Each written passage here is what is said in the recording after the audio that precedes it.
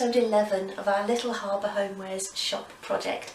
Now before we get started, I want to say a huge thank you to Little Bits of Jill Mayo from the US, who sent me this wonderful tin of miniature shells. And there's some really lovely shells in here and an assortment of sizes as well, so they're going to come in so useful for lots of projects in our Little Harbour Homewares shop. So once again, thank you Jill, that was a much appreciated gift. Now back to the shop, and I've actually managed to get quite a bit done since the last episode, so let me show you what I've been up to. So I just want to start by showing you a few things I've done since the last episode, and the first thing I did was fill around the gaps in the coving and also around the inside edges of the doors or the door openings. Once that had dried, I sanded it off and painted it, and that now looks nice and bright and clean. I also filled along the front of the floors. If you remember, there was a little bit of gapping along there where it hadn't quite stuck down, so I filled along there, and again I've painted that, and I touched up the ends of the coving as well. I also gave the stairs another coat of paint. Okay, so the stairs have now had 3 coats of paint each, and now it's completely dry. I'm just coming to fit them back into place, and I can't get them to fit. Now I can't remember now if they did actually fit nicely in the first place or whether I was just sort of jamming them into place. I know they were sort of nailed in when I first took the shop apart and I removed the nails and everything, so maybe they were just sort of jammed in and didn't fit very nicely, but they're completely out now and I can't get them to go back in without having this bottom one really sloping downwards like that, and I think from the front you are going to be able to tell. So if I just sort of try and hold them into place, I'm just trying to get this top one level. So if I get the top step like that so that it's level with the landing here, I know you can't see that, but you know what I mean, so that the top step is flush with the top landing, look at where the bottom of the stair is.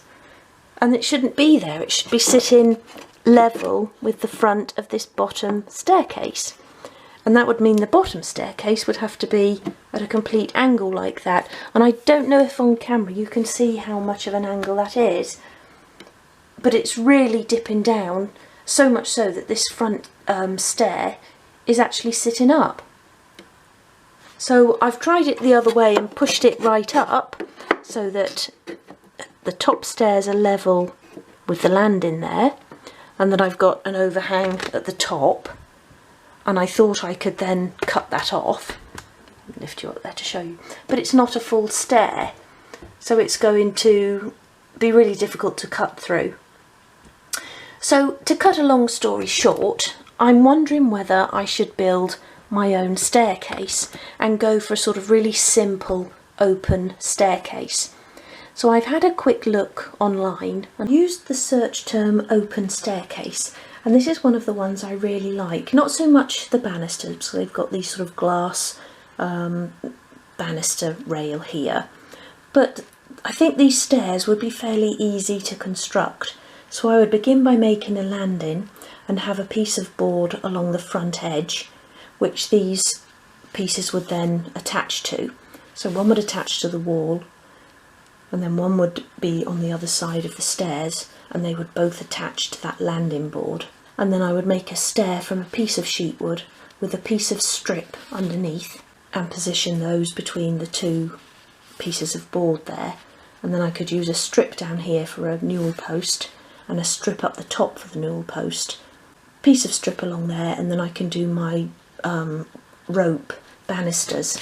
I think they'd be fairly easy to construct, and I've got the original staircase to follow for angles and size. So I'm really thinking about having a go at that. I think the open stair would make the little entrance hall look a bit more roomy as well, rather than shutting it off so much. And we could then have things displayed under the staircase downstairs as well. So I'm going to have a think about that overnight and make a plan for those. So I'm making a start on the new staircases, and I've been trying to measure it sort of in situ in the entrance hall, but it's really difficult because again it's sort of dealing with angles. So what I've done here is I've lined up the stairs on my cutting mat so that this part is straight with a line here, and this part is as well. Now the stairs, before I'd put this piece of paper in, didn't actually line up with the vertical lines or the horizontal lines, so again the stairs haven't been cut squarely, but I can sort of work around that by making sure that this part and this part are square. So what I've done here is a template, and this will work for the stringer on both sides of the stairs. So I've lined up my skirting board here, and that's where it will come along on that side of the entrance hall, and then join here with the stringer. I haven't measured this line here, but I've lined this back piece up with the paper, so I'll make an exact measurement so that I get that angled cut correctly. And then for the part that's fixed to the wall, it will come up to here and again run along with the skirting board. I've made that a little bit shorter because for this sort of platform piece or landing area, I'm just going to be using a 3mm 1/8 of an inch piece of sheet wood. So I've just taken a couple of millimetres off there, so it will actually be a little bit shorter, and again run along with the skirting board that will be up there. And then where I've got these lines is for the stringer on this side of the stairs, where my banister rail will be fixed and our string rails in there. So I'll make a cut across there, and then that top stair will sort of tuck underneath the landing, and then it will be cut there, and then this line in here is the 5mm post that I'll be using as a newel post. Now that all sounds a little bit complicated, but once I've cut the template out and actually cut the stringers, then I think you'll see a bit more clearly what I mean. But I hope you can see there what I'm at least trying to do. And then our sort of floating stairs will be stuck between these two pieces. But we'll think about that in a moment. So I'll get this template cut and the pieces of wood. So that was quite tricky and I followed my template, and then when I actually come to line it all up, discovered that it didn't work how I thought it was going to. But I think I'm there now after a couple of attempts. So that will go obviously up the side like that. The skirting board will come off it there, and then I've cut the piece that I'll use for the landing, and that's from 3mm sheet wood. So originally I didn't cut this piece, I cut it straight down, but then there was nothing to go actually underneath the landing to support it a little bit. So I then recut, so I had that lip going along there, and then I sort of discovered that I hadn't left enough at the top for the skirting board to run on along from, so that I then had to make a few adjustments there. But I think now that's right. So the skirting board will run on from there. There's my landing, come down like that, and then that skirting board will also run on. Just straighten that up from that bottom bit there. So it's always quite tricky when you're thinking about angles, and I don't think the other side of the stairs, the template I made for that, is actually going to work. So what I thought I would do was get the actual treads cut and glue them onto this first stringer, and then cut the piece for this side. Oh, the sun's just come out. And then cut the piece for this side of the stairs where I'm actually going to fix the rails to. Because that's what I was thinking. What if I have, say, like something similar to that at this side, and obviously it will be cut off level with that bottom stair. Unless I use a 2.5mm post or a piece of sheet wood for the post, how am I going to sort of blend those in? Because 5mm is going to be too thick and it wouldn't look right sat on the inside of the stringer. So I'm still a little bit confused about what I'm going to do over here. But I think I'll get those treads done and then we'll have a think about it. and I just hope it will work. So I used my original stairs for the width and depth of each tread. So I've cut those here and I've sanded them on both sides, and then I've lined this up on my cutting mat against the angled line, and I've gone through and made straight lines for where the treads will go, and I also straightened off this area here, so that all now lines up nicely. And for the distance between the treads, I lined it up with this, but because my top piece is going to be slightly different than the original landing, mine is a bit thinner, it made the top stair a larger tread, so I've just evened them all up, so there's more room between them by about 1.5 millimeters, but now they're all even and my stair will sit above that line.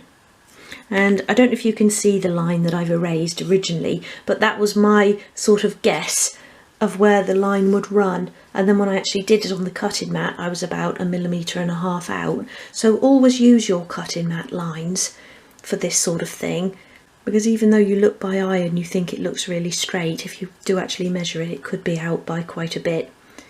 And when you're looking at that front on, you will be able to tell the difference. So I've also cut here some pieces of 3mm strip wood, and I want to stick one of those under each stair tread, and I'll have it set back just a little bit so we've got that nice lip along the front of the stair. But what I want to do first of all is just round off the front, top and bottom of each stair. So I really do only want to do a few sweeps. I don't want to go too mad with it. Like that, and then turn and do the same thing on the underside. And again, that's just to make them look a little bit nicer than just a sort of straight flat edge. So I've just got a very slight round there on the end. I'll do that with each one, and then we can stick those treads underneath. And I was thinking about the mule post, or posts, because I'll have one at the top and bottom, and I might even be able to get away with 3mm strip. And I don't know yet, but I might be able to cut a section out of the stringer on this side to actually slot the strip into. So you won't be able to tell, but it will just make it a little bit more sturdy, a bit more secure.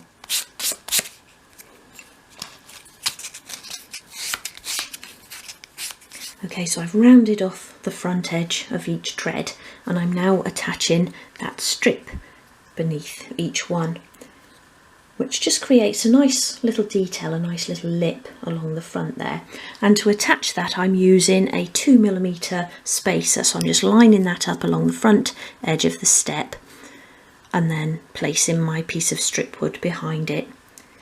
And this isn't necessary, but I just think it looks a little bit nicer than just having a flat tread there.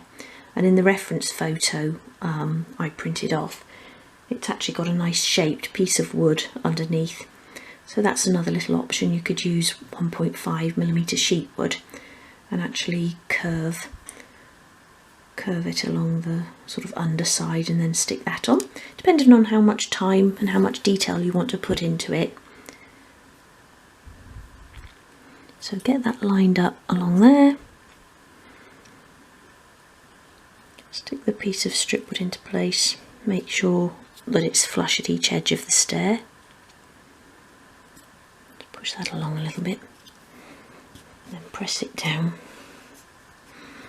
Again, I'm doing it from a bit of a funny angle, but I can feel that that's nice and flush along the front there. And then you can remove the spacer and give your piece of strip a good firm press down. And by doing this as well, you're creating more of an edge then to stick against the stringer, so it's going to be a little bit more secure.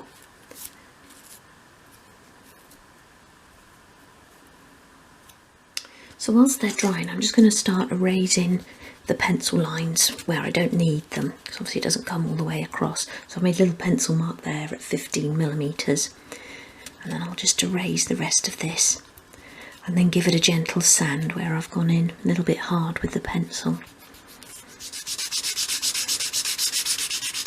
And I'm using a 240 grade sandpaper here just to smooth that off, so just a little bit stronger than I normally use. So I'm now going to glue my stairs into place, and I've been along and just sanded along each edge of each stair just to make sure that none of the strip is overhanging, because obviously we need a nice straight edge at each side. And then I'm going to glue them into place so they sit just above those pencil lines. And I would have liked to have another side piece ready so that these don't dry out of shape, but I just can't get my head around how to do it at the moment. I think putting this together first will give me a good idea of how to proceed. So just making sure I'm straight along that line. Add a good press into place. And even though it's been quite difficult to work out, I'm really glad now I decided to do this, as I think having the sort of floating stairs is going to make it seem much more roomy and light down there in that area.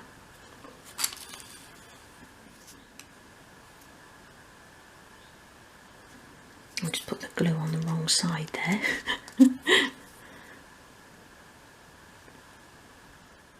Okay, so the stairs have now dried into place, or the treads have dried into place, and I've cut a second stringer exactly the same as the first, and my plan is that that will run along there like that. The landing will then sit in those grooves there. And if I can turn this around, probably will just fall apart. Let me see if I can do it like this. So that will sit there. That will run along there. And then I cut 3mm from the front angle. So that one there will have the skirting board running up to it. So we're looking at it upside down, don't forget. So that's the floor along there. And then this one here, I've cut 3mm from it so that my newel post, which I'm going to be using 3mm strip for, will sit in there. And that will then be level with the first stringer. And then at the top here, I think that's the postman knocking. That will sit like that, and then up here the newel post will sit behind that point there, and again at the top the skirting board will go along the top like that. Now I know it's really difficult to show you from this angle, but I don't want to attach this second stringer yet because I want to create the rope banister rail. And it's going to be so much easier to do that if I can do it on this piece while it's sort of sitting on my worktop rather than attached to the stairs. So I think that's going to look quite good. And then I thought I'll get this bit done and then think about how to do the second set of stairs going up to the next floor level, but obviously using this similar sort of technique where the stringers sit just below the floor. So I've cut two pieces of 3x3mm strip, 1/8 of an inch, and I've cut them 76mm long, or 3 inches long. And I'm now going to glue these into place so that I can get the length and the angle of the actual banister rail. So I'll begin by applying the glue to the stringer there.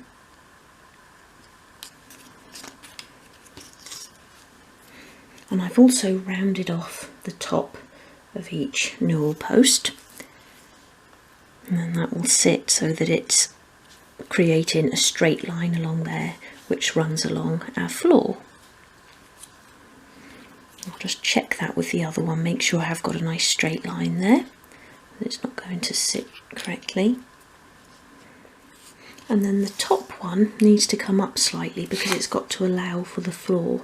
So I'm planning on, when I actually fit it all back together, that this will just slot around the floor. So I'm going to glue that into place so that it's not really tight. Probably going to leave 0.5 millimetre if that, so that that will slot in and out nicely once we come to put it all back together. So if I just put a little bit of glue towards the top of that.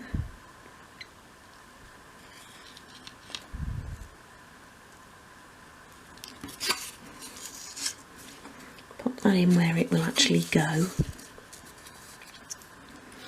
And then glue that, but just leave in a little bit extra, just so we've got a bit of room for manoeuvre there. It's not going to be really tight getting it back into place. And a good press into place. And now I want to measure for my rail. So I've got a piece here, I'm not sure if it'll be long enough. Yeah, just. So I want it to sit, so it's just below those little rounded top pieces that I made. And obviously on the inside, so I'm just going to put it into place like that. And then use my pencil to draw a line where I need to cut. Just bring you around like that. So I want it to join in just below that rounded top. So I'll just bring it down a tiny bit. Get it lined up at the top as well. And then just draw a line where I need to cut, and I'm just following the line along the edge of the newel post. Like that, and then I'll just go and do at the top there as well, like that, and then I can use my mitre cutter to snip those ends off. So that then sits nicely in there like that, and I can also now glue that into place.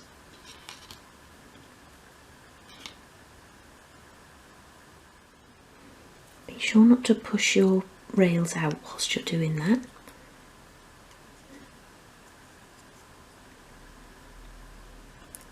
Press together.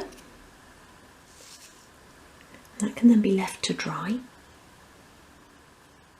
So I've gone along on the stringer here and made a pencil line which is 9 millimeters or 3/8 of an inch from the sort of height of the stringer here. And I've done a line, and then I've gone and done dots along that line again at 9 millimeter intervals, and I've done the same along the railing at the top there. And I'm now going to drill holes, and I've got a 0.75 millimeter drill bit in there. And then my plan is to use these little pins, and once it's painted I'll put a pin in each hole, and then I'm going to use this cord to create a banister rail.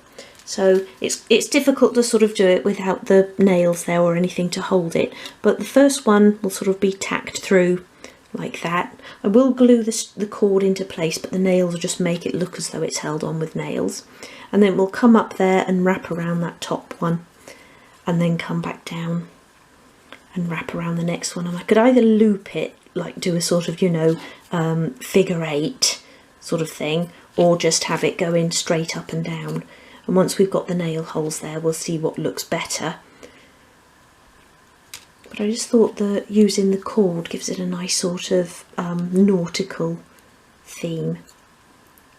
And I've seen sort of some cord banisters or rope banisters on Google Images that I quite liked the look of, so that's where I got the idea from. But I think that might look quite nice when all of these are painted white as well. So my plan is to complete the downstairs, and then I can get that piece into place and measure, get the landing into place, and then measure exactly for the upper stairs. So my holes are all now drilled, and I'm going to again go over and sand off the pencil marks, and that's why I like to do the holes before I paint, so that I don't have to then put pencil onto my paint. And then once I have painted, these holes might get a little bit bunged up, but I can just go through with one of the pins and sort of push all the paint out before we then use our cord to create those banisters. I'm just supporting that rail as well as I sand, so that I'm not moving it around and likely to sort of snap it. Like that. So I'll use a soft brush then to go over that and get that ready for paint. And I just want to give this piece a sand as well. This is the landing piece. And then these 3 pieces will be ready for paint, and I can then sort of dry fit them. And then, as I said earlier, make the stringer for the top stair, and that will be my starting point. And then I'll do it exactly the same as this. And then we also need to make a safety rail for the top as well. But I think after doing all of these angles, that will be quite straightforward. So that's 1 coat of paint on each of those pieces. And I just did a really light coat, and then I'll sand and do another coat or 2 until I get a really nice finish. So I sanded the stairs first thing this morning, and I've given those a 2nd coat of paint. And for the 2nd coat I actually used the Vancouver, so the very, very pale grey that I've used on my craft room walls. And I think that will be a nice contrast to the colour on the walls in the entrance hall and landing. So whilst these are drying, I want to build the fire surrounds to go on the ground and 1st floors of the shop, and then we can get that skirting finished off. So I've gone back to the original plans of the 1st and ground floors, and I've got a fireplace on each floor which is 30mm deep by 90mm wide. So I've done them 90mm wide, but I've just made it 22mm deep. 30mm deep mantelpiece looked a little bit too wide for the fireplace, and I've got that on both floors there, same size on each floor. So I've cut the pieces needed, and I've just done 2 side pieces. If I take these embellishments off, you can just see how simple it is. So you've got your 2 sort of legs there and a top piece there. That will be the mantelpiece, which I'll bevel and tidy up. And then I always like to add some embellishments to strengthen it up, but also make it look a little bit more detailed. So a couple of squares there that overlap the join between the leg and the top piece. That will go on there like that. Both of those, and then a little bit at the bottom just to make some nicer sort of feet. And I'm going to score some grooves into these panels here just to add a bit more detail. And then I've just used some scraps of balsa wood, let me move in a little bit, just to make a really simple little boat on there. And I'll have that on both of those as well.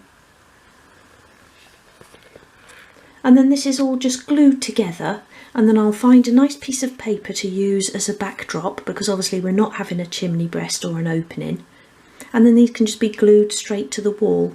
But first of all, let's add a bit more detail in and tidy up these embellishments, and then we can glue it all together.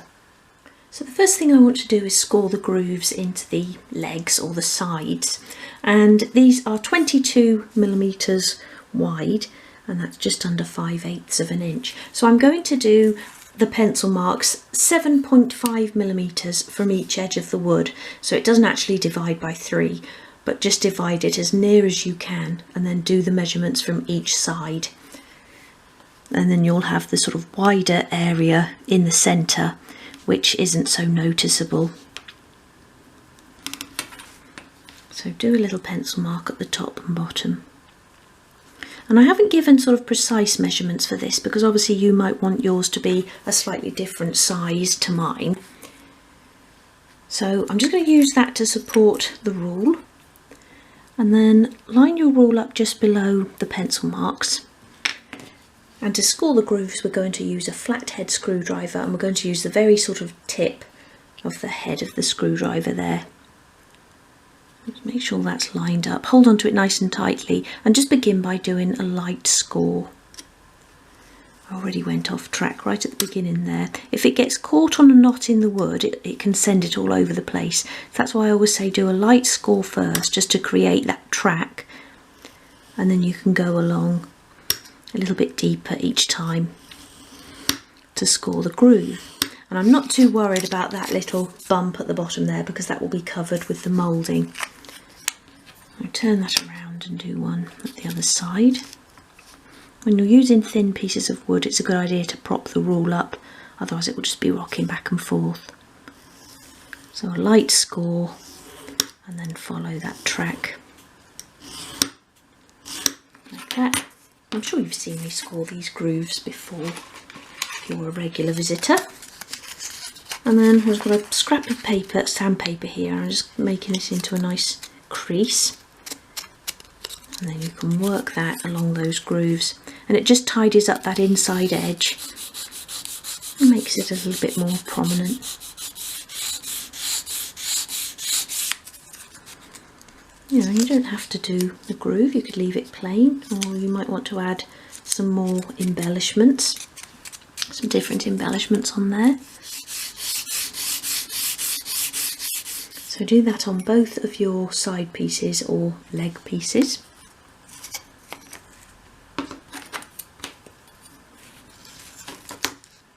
So the legs can now be glued to the top part. So just apply glue to the top of each leg. And then attach it so you've got a nice flush edge along the left hand side there. Press that down. You don't have to worry too much about glue residue either, because that will be covered at that join. The other leg as well.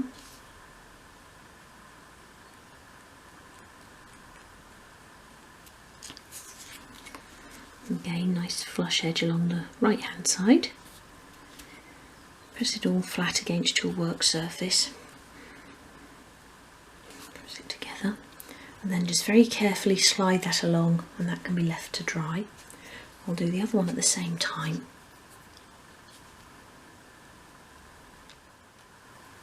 So with the mouldings, and these are the pieces that will sort of cover those joins, so I'll have one at each side up there and then the shorter one at the bottom.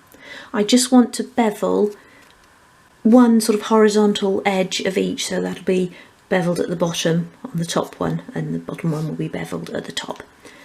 So just hold it against your sandpaper, 45-degree angle, and sweep it towards you, keeping it at that angle.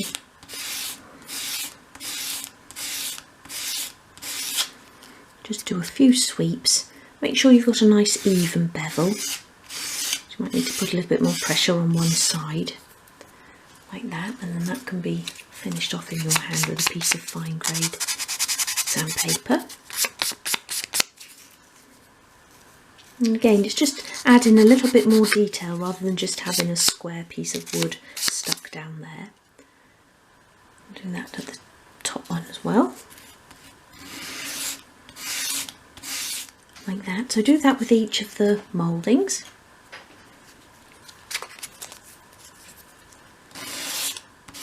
So the embellishments can now be glued into place.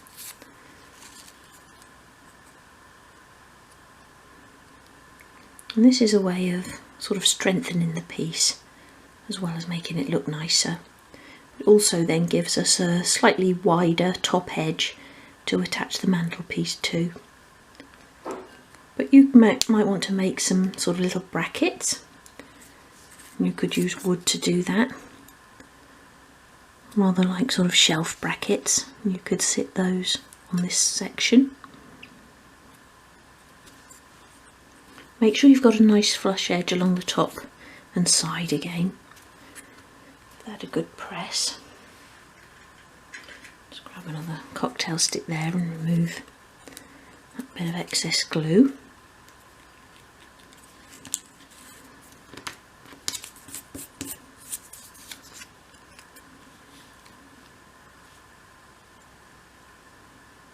And the final little one at the bottom of the other leg. And I've just grabbed my clothes pegs as well, and I'll be using some of those to secure these, just so that it all dries nice and flat.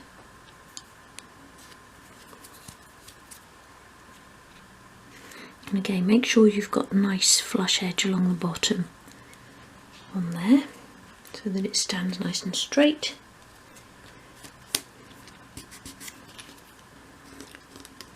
Glue.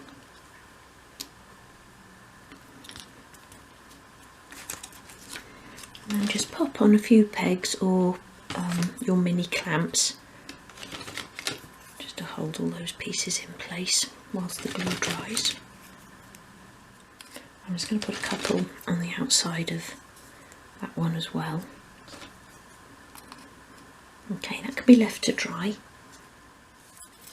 So I've cut the mantelpiece from 1.5mm sheetwood, 1/16 of an inch, and I've made it 22mm deep. My original plan was for 30mm, but that looked a bit out of proportion with the fire surround. But we'll still have plenty of room to stand things on and do a really nice display up there. And then to prepare this piece, I'm just going to bevel one long edge and both short edges, and that will be the edge that faces downwards.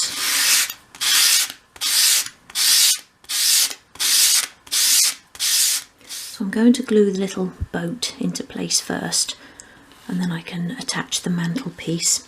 I'm just doing this again by eye. And I don't use balsa wood very often, but it's quite good for little things like this because it's really easy to cut. And once you've painted it, it does actually harden over time. One thing you have to be careful not to do is sort of dig your fingernail in it because it will mark it. I've done that quite a few times. There, like that.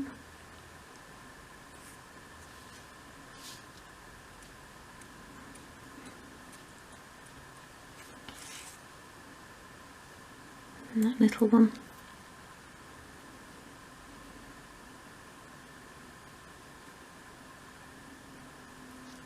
And there are lots of things you could do for this little motif. You could even perhaps use one of the little ship's wheels. That might look quite nice. This is a really simple little design, and I used this in my beach room as well on the fire surround. Let's do this one as well.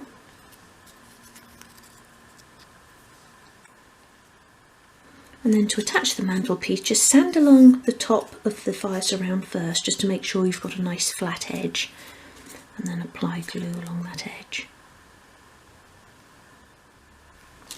Pop that back down and attach the mantelpiece, leaving an even overhang at each side. Make sure both pieces are pressed flat against your work surface. Get rid of the excess glue.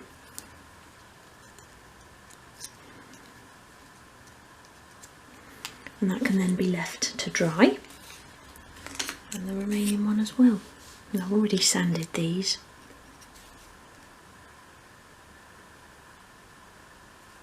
And I don't know if you can hear it on camera, but if you can hear a lot of noise outside today, it's because the street is filled with workmen putting in some new fibre optic cables for broadband in this area, or better broadband. So it started at about just before 8 o'clock this morning, and it hasn't stopped yet. It's not too bad. I'm at the back of the house here. I don't think Woody will like it much though, a few doors down. And again, just remove that excess glue. And then once these have dried, I'll apply a couple of coats of paint. And I think I'm going to use that Vancouver again, but you could use any colour on these. I was going to use a dark blue, but I'm just a bit worried then that I wouldn't be happy with it, and dark blue might sort of stick out a little bit too much, so I'm going to keep it quite neutral and just go for the Vancouver, which is that nice pale grey blue colour. And then, like I've said before, we can add in the splashes of colour with all of the furniture and accessories. So whilst the fireplaces are drying, I just want to come back to the stairs, which are now dry, and I've given them a sand, and that colour looks much nicer as well. And I now want to attach the sort of landing area in place. So I've put the stairs in, and I've made a mark on the wall where the landing needs to go. So I just made a mark at the top of the stairs with those sitting straight down here, and then put my big rule in here and made that measurement in 3 places along the back wall, and that's where the bottom of the landing will sit. So then I know that it's going to go in straight. And because there's probably about 1 millimetre of give, so it's not going to stick to the sides. So what I've done is painted a couple of pieces of strip which I'll stick to the side walls just under those pencil lines there, and then I can actually attach that landing as though I were attaching a shelf onto those supports there. Now it's really difficult to film and get in here at the same time, so I'll just do that and then show you the results. So I've got the back landing there glued into place, and the stairs and banister rail are just sort of lodged there, so they don't look straight at the moment, but just to give you an idea of what it will look like. And I actually really like that. Let's see if I can come through this side. Doesn't really show you much from there, but I think with those floating stairs it looks so much more roomy in there. Those sort of solid stairs just really shut it off. So that's how it will go. So I'm going to paint the fireplaces now, and then I want to have a look at that rope banister rail, or spindles rather, and then I can measure up for the next flight of stairs. And I've got a really good idea now how to do those, so that makes it easier. So I've secured the surrounds onto my sheet, onto some masking tape, and I'm going to do a couple of coats of Vancouver. This is a sort of own brand paint. I'm trying to look at the tin. I think it was B&Q, but it gives a really lovely coverage. It's just an emulsion, a normal household emulsion again.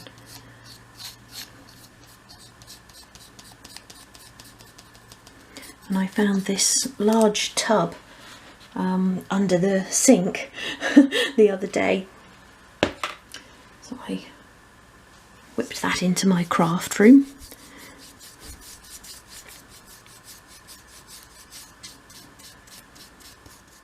So that's a coat of paint on each of those now. I'm going to leave it to dry overnight, and then I'll sand and give those another coat in the morning. But I think they look really nice in that colour. That sort of highlights the little motif as well. So the surrounds have now had 2 coats of paint, and they're completely dry. And then I've just gone through our little box of bits and had a look at the scrapbooking papers to use as backdrops for those. And I think I really like that one. And I've chosen this sort of wooden board effect one as well. And I think that looks really nice with the blue showing through like that. So I'll cut a piece of this just slightly larger than the opening of the fire surround and actually stick that to the back of the surround, and then I can fit the surrounds into the shop. Now I'm sort of hurrying through a bit because we've got electricians here and they've got the front door open, so it's really noisy, and they're also chatting to each other, so I haven't been able to do any filming. So I just want to really quickly tell you what I've been up to this morning. So I've cut the pieces for the second set of stairs, and I really just followed my design for the first set that I made, and then just made this bit a bit longer because it's actually a higher floor from the ground floor up to the first floor. And this time I'm actually going to paint all the pieces separately, because I think then I'll get a better finish. It was really difficult sanding the paint once they'd been fitted together, as it was quite a sort of fragile design. So I'll paint these and then I can fit them all together, and that's the pieces there for the railings as well. And then the little door you can see there is for my office, which will be the room box for the book 6 for the modern home office. So I'm going to put a coat of paint on that as well. And I've also cut pieces for the coving for the entrance hall landing, and then down here just for along the left hand wall, because I'm not sure what I'm going to do once the stairs are in place with this bit of ceiling here. It may mean I've got to cut a bit off of the off my stair design to make it flat, and then just run a piece of coving along here. But I'll wait until I've fitted the stairs and see what that's going to look like. And then along this wall I've just cut a straight piece of coving. Let me just pop that in there. And then if you can see at the back there, we've got that sort of bare wood between the flooring card and the ceiling card. So what I've done there, I'll just put that down, is just cut a strip of wood from 2.5, and I can slot that in there, and that just nicely covers the top of that piece of coving because it's thicker than this little lip, and it also hides that piece of bare wood, and that will look more intentional. So I'll paint those as well at the same time, and then hopefully the electricians will be finished and I can start doing a bit of proper filming. But I will update you on everything I'm doing. So I'll see you later. So I fitted the fireplace surrounds into place on both floors, and as I was doing it I just thought I should make a little hearth. So I raised it up by 3mm, and I've now cut a hearth from 3mm sheet wood. Just a simple strip of wood which I've rounded at both ends and along the front, and then I've also cut the skirting board, and in that corner there's a gap, but rather than the skirting being too high, the floor has actually sunk down a little bit. So I might see if I can put a bit of glue under the skirting and then raise that floor up using a bit of tape to sort of pull it up. That might work, but I really like that backing. I think that looks really nice with the colour scheme. And then if we go down into the shop, I fitted that one into place as well and done the same thing again, so cut the skirting and made a little hearth as well. So I've got all of these little bits to paint now, and then I'll pop back again for an update. So I've done the undercoat here on the second set of stairs, and although I ended up using the Vancouver on the stairs on the ground floor, if you use a colour previously you'll need to do it again, otherwise you won't get exactly the same shade, and if I was just to do Vancouver on these it would come out a lot darker. So I've again applied the first coat of white, and I've done the same on the coving for the stairwell, which will also be finished in the Vancouver, and then I've done my 2 white coats on the skirting for the shop area on the first floor, and my door, which is for my room box, so not really part of this project. So now I'm going to do the second coat of Vancouver, and these little hearths for the shop will be just in Vancouver, so I'll do 2 coats on those. Now I really wanted to get around to doing a piece of furniture and starting a furniture tutorial, but I'm just putting off finishing the outside. So I think what I'll do next is do the textured paint on the front part of the shop here to create the pavement. So that's the second coat done now, the Vancouver, and they're all drying, and they're almost practically dry now in this lovely sunshine. So I'm going to sand the hearths and the little bits of skirting and get those fitted.